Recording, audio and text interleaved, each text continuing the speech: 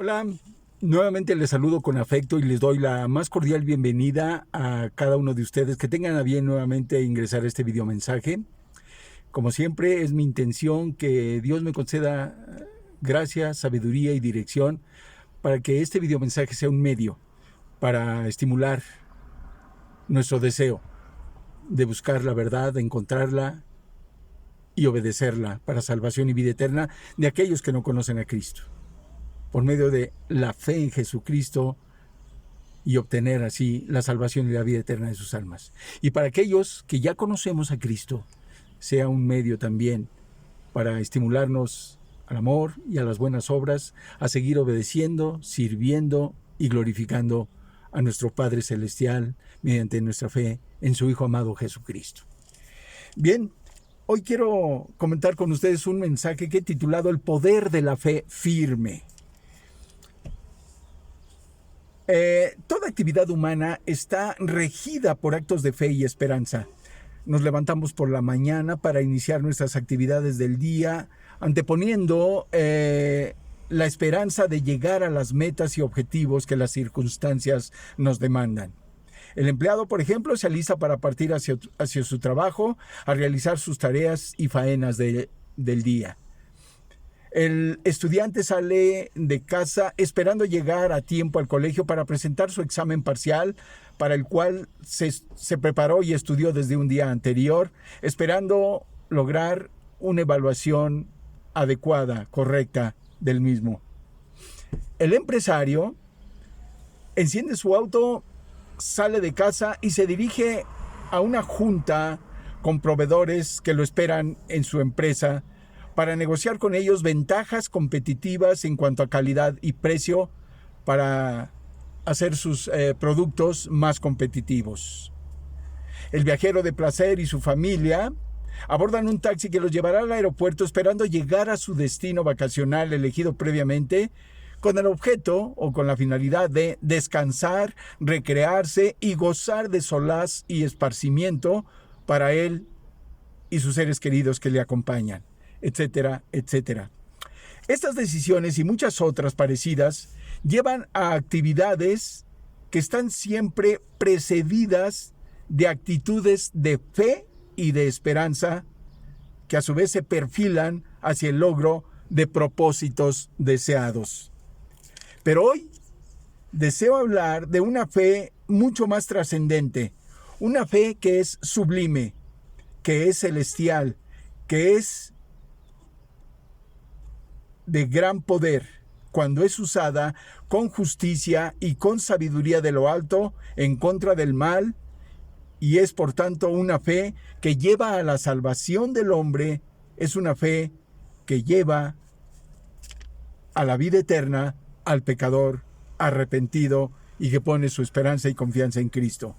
Me refiero a la fe firme en Dios. Y destaco esto y subrayo esto. Me refiero a la fe firme en Dios. No todos encontramos una fe verdaderamente firme, incluso como creyentes. Son pocos los titanes de la fe que ha habido, quienes sí alcanzan estadios o niveles espirituales de una fe verdaderamente firme, que es poderosa de parte de Dios como recompensa a esa entrega, a esa rendición a Cristo y por tanto a Dios, para ser usados en contra del mal, para obedecer al Señor, servir al Señor y glorificarle en sus vidas. Quisiera poner como ejemplo 3 grandes titanes de la fe. En primer lugar, quiero compartirles de José, llamado el soñador. José fue un hijo de Jacob, entre varios hermanos que tuvo, y se le conoce como el soñador porque él desde jovencito empezó a soñar y Dios le habló a través de sueños acerca de lo que sería su vida, la de su familia y aún de su posterior pueblo llamado Israel. Él sabemos que de alguna manera era el preferido de su padre Jacob y alguna vez tuvo la osadía de compartir un sueño a sus hermanos que se trataba de varias gavillas que el viento las doblaba hacia una gavilla central. Y él le mostró Dios en ese sueño que él era la gavilla central y las demás gavillas por el viento se le rendían pleitesía, se doblaban hacia él. Esto obviamente no le gustó a sus hermanos, despertó la envidia en ellos, al grado que en cierta ocasión, estando ellos en el desierto pastoreando ovejas, pasó una gavilla de, vamos a decir, de beduinos del desierto, ismaelitas, que tuvieron vamos a decir, la desafortunada idea, sus hermanos, con la envidia que le tenían a José, tuvieron la idea de venderlo a esos ismaelitas, los cuales iban hacia Egipto y lo llevaron con él a Egipto. Llegando a Egipto, sabemos la historia, lo adquiere el jefe de la guardia de Faraón llamado Potifar y queda al cargo de su casa de Potifar, que era el jefe de la guardia del Faraón. Pero deducimos que José era de buen semblante, atractivo y joven. Esto sedujo a la esposa, estas características de José sedujeron a la esposa de Potifar, al grado que lo llamaba y lo incitaba para que se acostase con ella. Obviamente, por esa comunión, por esa fe fuerte y firme que tenía José en Dios, jamás se atrevería a hacer esto, al grado que a esas insinuaciones y esas acechanzas de la mujer de Potifar, en un momento dado, él tratando de escabullirse de esas insinuaciones y esos forcejeos, al huir de la presencia de la mujer que lo asediaba, dejó en sus manos una ropa, dejó parte de su ropa, al grado que eso lo aprovechó la mujer para cambiar el estado de las cosas, y a los de la guardia de ahí de su palacio les dijo que este hombre, José, de origen hebreo, intentaba abusar de ella. Esto obviamente cuando se entera Potifar, jefe de la guardia que lo había adquirido como su esclavo, pues montó en cólera y lo mandó a la cárcel. Fue encarcelado injustamente José. Y sabemos la historia. Pasó largos años en la cárcel hasta que alguna ocasión el rey, en este caso Faraón, tuvo un sueño que requería ser interpretado. Soñó 7 vacas gordas y luego 7 vacas flacas. Y después volvió a revelársele otro sueño donde había también 7 gavillas de trigo verdes, con grano, y después soñó 7 gavillas secas, enjutas, sin grano, secas. Y él se preguntó qué sería este sueño, y se enteró de que alguien que estaba en la cárcel, llamado José, de origen hebreo, interpretaba sueños. Y fue la manera como él salió de la cárcel, y sabemos la historia. Le interpretó el sueño y le dijo que lo que venía era 7 años de abundancia y luego 7 años de escasez, a tal grado que le convenció esa sabiduría de José y lo dejó como administrador del país. Era solamente el segundo de Faraón en este caso. Y sabemos lo que sucedió. Fue un hombre que por su cercanía con Dios, por esa fe firme que tenía en Dios, no guardó rencor a sus hermanos. Cuando una vez llegó la hambruna en la tierra a los alrededores de Egipto y los mismos hermanos de José supieron que había trigo y alimento en Egipto, se dirigieron a Egipto sin saber que ahí estaba José.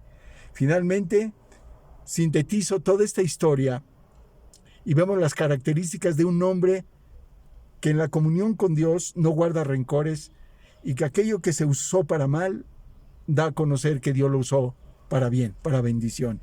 Y les dice esto a sus hermanos, José, cuando ya se da a conocer que él era el segundo de Faraón y que les estaba haciendo llegar lo que ellos pedían en compra de esos granos para llevar a su tierra y sobre todo a su padre.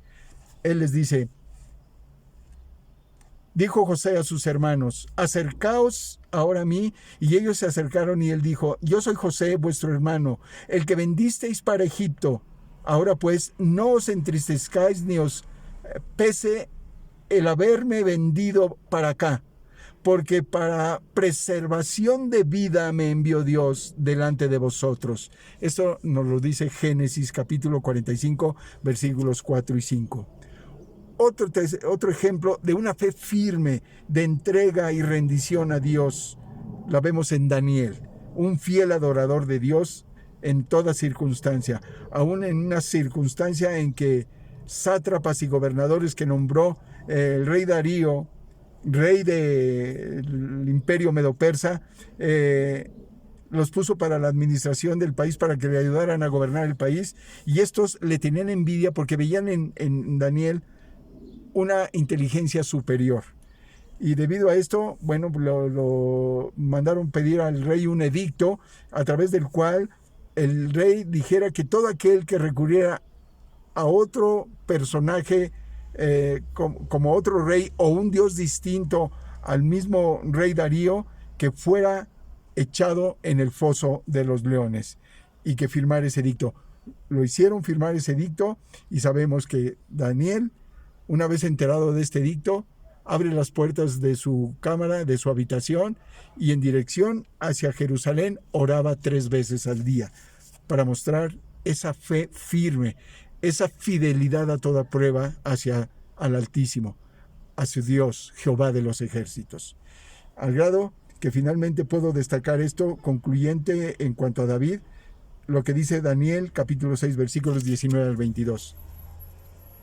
El rey pues se levantó muy de mañana y fue apresuradamente al foso de los leones, y acercándose al foso llamó a voces a Daniel con voz triste y le dijo: Daniel, siervo del Dios viviente, el Dios tuyo, a quien tú continuamente sirves, ¿te ha podido librar de los leones? Y Daniel respondió al rey: Oh rey, vive para siempre. Mi Dios envió su ángel, el cual cerró la boca de los leones para que no me hiciesen daño, porque ante él fui hallado inocente, y delante de ti, oh rey, yo no he hecho nada malo. Daniel 6, capítulo 6, versículos 19 al 22. Y finalmente termino con David. David fue un hombre, dice la palabra de Dios, conforme al corazón de Dios, y que recibió la unción divina para ser nombrado rey de Israel. Sabemos lo que fue David. Y David, antes de ascender al reinado, tuvo la osadía, por esa fe firme, por esa confianza plena que tenía en el poder divino, se enfrentó a un gigante llamado Goliat, de arriba de 2 metros 80, casi 3 metros, que iba totalmente armado, para retar al ejército de Israel. Y David le contestó a este filisteo que iba al frente del pueblo de los filisteos para tratar de tener guerra contra el pueblo de Israel. Pero David no se amedrentó por esa fe firme que tenía en Dios. Y dice así la palabra de Dios acerca de este hecho. Entonces habló David a los que estaban junto a él, diciendo: ¿Qué harán con el hombre que venciere a este filisteo y quitare el oprobio de Israel? Porque ¿quién es este filisteo incircunciso para que provoque a los escuadrones del Dios viviente? Primer libro de Samuel, capítulo 17, versículo 26. Entonces, otro pasaje dice así: Entonces dijo David al filisteo: Tú vienes a mí con espada y lanza y jabalina, mas yo vengo a ti en el nombre de Jehová de los ejércitos, el Dios de los escuadrones de Israel, a quien tú has provocado. Jehová te entregará hoy en mi mano, y yo te venceré, y te cortaré la cabeza, y daré hoy los cuerpos de los filisteos a las aves del cielo y a las bestias de la tierra, y toda la tierra sabrá que hay Dios en Israel.